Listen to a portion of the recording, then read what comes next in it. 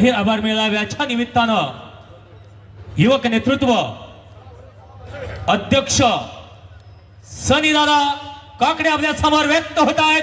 फलटणची एक नवीन आणि जुन्या विचारांची मुलक मैदानी इथं जोरदार टाळ्या झाल्या पाहिजे सनी अध्यक्षांसाठी।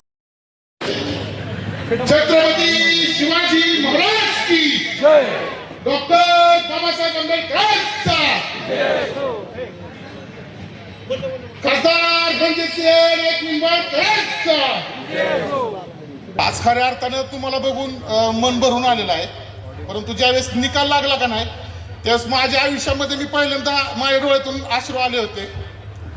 ते अश्रू ह्याच्यासाठी आले होते की जी 30 वर्षाची घाण साचली होती, जी 30 वर्षाची घाण साचली होती का नाही, तर ती 30 वर्षाची घाण एका फटक्यामध्ये झाडून काढली आणि फलटण मुक्त स्वच्छ फलटण करण्याचं काम खासदार रणजितसिंह नाईक निंबाळकर, खर्डेकर साहेब आणि आमदार साहेब यांनी या ठिकाणी केलेलं आहे। केलं ना, मी प्रवक्ता ना, मी बोलायला आलो तुमच्या बरोबर। केलंय का काम? मजबूत केलंय ना काम?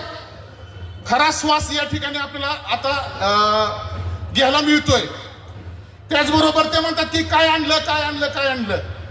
खासदार रणजितसिंह नाईक निंबाळकर असतील, शिवरूपराजे खर्डेकर साहेब असतील आणि आमदार सचिनजी पाटील साहेब असतील, त्याचबरोबर या स्टेजवरचे सर्व मान्यवर असतील।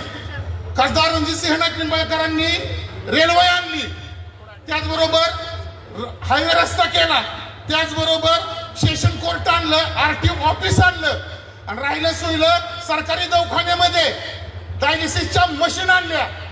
एवढी मोठी कामं करून सुद्धा यामध्ये की 30 वर्ष तुम्ही 2.5 वर्षामध्ये काय केलं?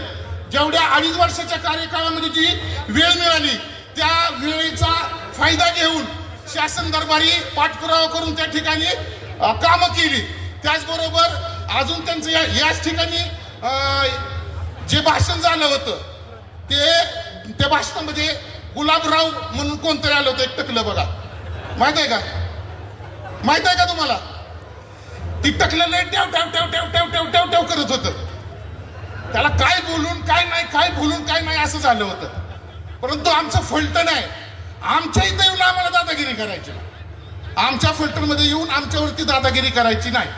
दादागिरीचं उत्तर हे माझ्या मतदार मायबापांनी या राजगटाला, या धनुष्यबाणाला मतदान पेटीतून दिलेलं आहे आणि सत्ता कोलमडलेली आहे त्यांची, सत्ता पाडलेली आहे त्यांची। 30 वर्षाची सत्ता त्या ठिकाणी पाडण्याचं काम या 3 हुकमी एकेने केलेलं आहे। ते काय म्हणले होते इथं येऊन की आम्ही 4 मंत्री आलोय आणि 4 मंत्री आलोय आणि जे गुसगावनं आहे का नाही त्यांनी शिकाळी धरायची। ऐकलं होतं ना तुम्ही सर्वांनी हे? बरोबर ना? आता त्या 4 मंत्र्यांचं या ठिकाणी ते म्हणणं की शिकाळी धरून आपल्याला पुढे न्यायचं आहे, परंतु फलटणच्या जनतेनं त्यांना आपल्या मशानभूमी त्यांची ताटी पाठवली ना, त्यांची ताटी। मग हे काम जर आमच्या नादी लागायचं असेल, आमचं काम, आमचा नेता हा काम करून दाखवतो आणि आमचा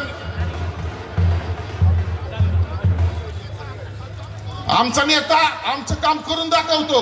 या ठिकाणी म्हणतात ना की बाप दाखवण्याचं श्राद्ध घाल, अशा पद्धतीनं या ठिकाणी काम खासदार रणजितसिंह नाईक निंबाळकर यांच्या माध्यमातून होतंय। त्याचबरोबर महिला वर्ग असेल, महिलांसाठी जिम असणार आहे।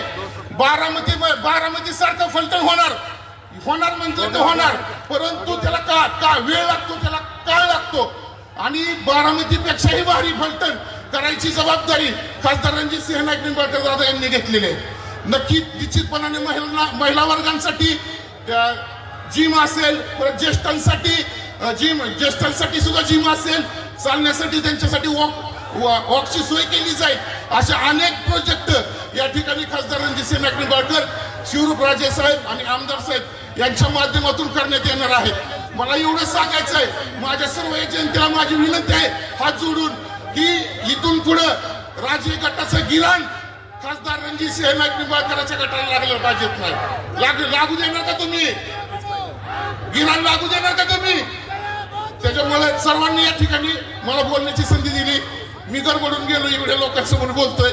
पहिलीच बार मला बोलण्याची संधी दिली। खर्डेकर साहेब असतील, आमदार साहेब असतील आणि खासदार रणजितसिंह नाईक निंबाळकर दादा असतील आणि या ठिकाणी आपण सर्वांनी जे रत्न निवडून दिलेलं आहे ते शमशेर सिंह नाईक निंबाळकर.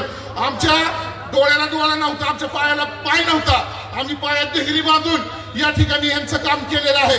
प्रामाणिक काम केलं आणि आज निवडून आणण्याचं मी काम तुम्हा सर्वांना केलेलं आहे. त्यामुळं खासदार रणजितसिंह नाईक निंबाळकर असतील, शिवरूपराजे खर्डेकर असतील, आमदार साहेब असतील आणि शमशेरसिंह नाईक निंबाळकर दादा असतील, तर यांच्यावर आपण जो विश्वास दिलेला आहे तो त्या विश्वासाचं या ठिकाणी मी स्टेजवरून सांगतो की सोनं झाल्याशिवाय राहणार नाही. तुमच्यासाठी निश्चितपणानं हे सर्वजण दिवस रात्र काम करतील. एवढं बोलतो, थांबतो. धन्यवाद.